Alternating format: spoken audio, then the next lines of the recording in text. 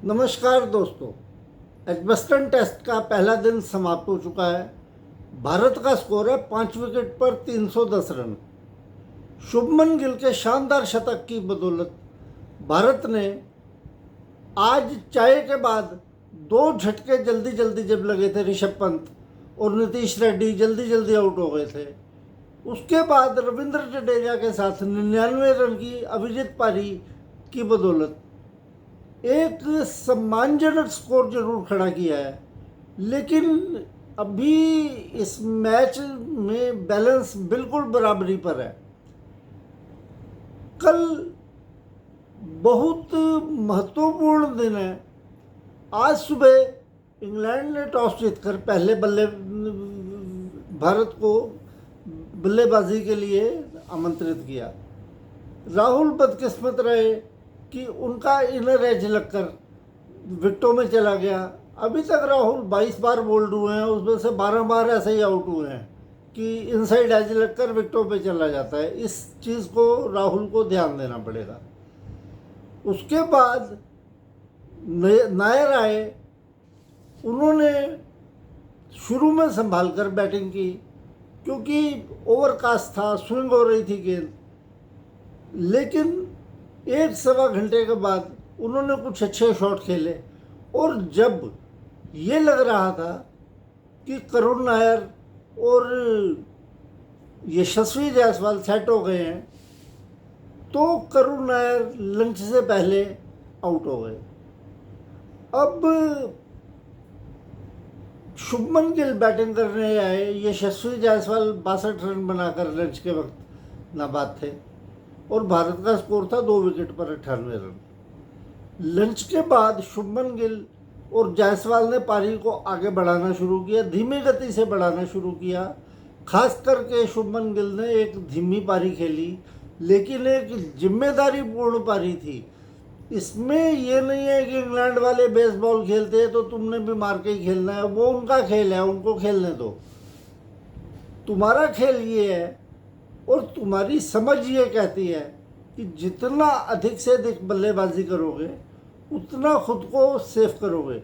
अगर तुम 500 का इस पिच पर टारगेट देने में इंग्लैंड को कामयाब हो सके हो तो ये टेस्ट मैच या तो भारत जीतेगा, नहीं तो ड्रॉ हो जाएगा। वैसे पिच में कोई ज़्यादा दम नहीं है। ये इंग्लैंड की पिच नहीं लग रही, ऐसे लग रहा है जैसे कि भारतीय पिचें हैं, थोड़ा बाउंस का फ़र्क है बस।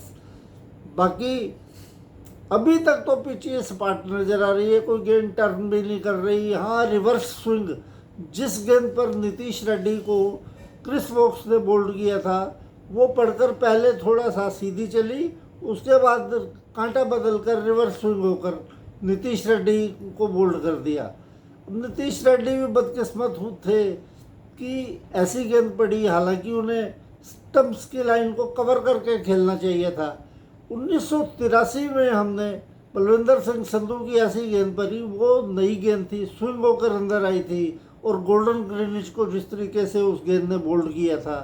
इंग्लैंड में बहुत बार ऐसा होता है कि गेंद को बल्लेबाज लेफ्ट करता है और वो बोल्ड हो जाता है।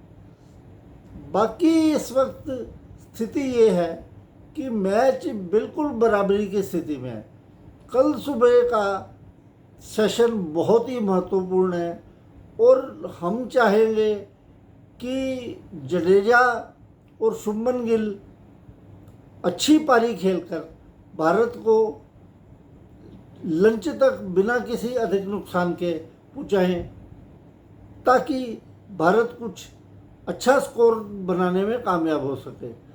अब जैसे नीतीश रेड्डी आउट हुए, अब वाशिंगटन सुंदर भी पहला मैच ही खेल रहे हैं। हालांकि वाशिंगटन सुंदर अच्छा बैट्समैन है, लेकिन ज़रूरत से ज़्यादा आशा करना कोई ऐसी जल्दबाजी वाली बात नहीं है। शुभमन गिल चाहे कोई यूट्यूबर जो मर्जी कहे वो धीरे खेल रहा है, ये कर रहा है, वो कर रहा है। अरे यूट्यूबरों ने बैट कभी पकड़ा है ज़िंदगी में जो इनको क्रिकेट की नॉलेज है? तो शुभमन गिल ने बिल्कुल सही किया और उसने पारी को बांध कर रखा। और यशस्वी जायसवाल ने अपने चिर परिचित अंदाज में 87 रन की ज़ोरदार पारी खेली, जिसकी बदौलत आज भारत इस स्थिति में खड़ा है कि स्थिति अच्छी दिख रही है, लेकिन ये बात पक्की है इंग्लैंड के हाथ में नई गेंद है। अब कल मौसम कैसा रहेगा, सवेरे का ओवरकास्ट होगा या धूप निकलेगी, जो भी होगा पिच से अधिक मदद उनको नहीं मिलेगी। लेकिन फिर भी भारत को पहला सेशन अगर संभाल कर खेलना पड़ा तो इन्हें ज़रूर खेलना चाहिए। चाहे रन आप 75-80 ही जोड़ो, लेकिन पहले सेशन में अगर विकेट ना गिरा तो भारत के बल्लेबाज बाद में उस स्थिति का फ़ायदा उठा सकेंगे और अपनी इस टेस्ट मैच पे पकड़ मजबूत कर सकेंगे। बाकी यार मेरा दिल कह रहा है ये इंग्लैंड वालों को जो बहुत घमंड है ना, टॉस जीतते ही मतलब हर एक मैच में टॉस जीतते कहते हैं आप पहले बैटिंग करो। इनको ये लगता है कि कोई टीम अगर 500 का टारगेट भी चौथी पारी में देगी तो हम बना देंगे। इनका घमंड मेरे को लग रहा है इस टेस्ट मैच में टूटेगा और ये इंडिया टेस्ट मैच जीत रहा है। बाकी देखेंगे क्या होता है। नमस्कार।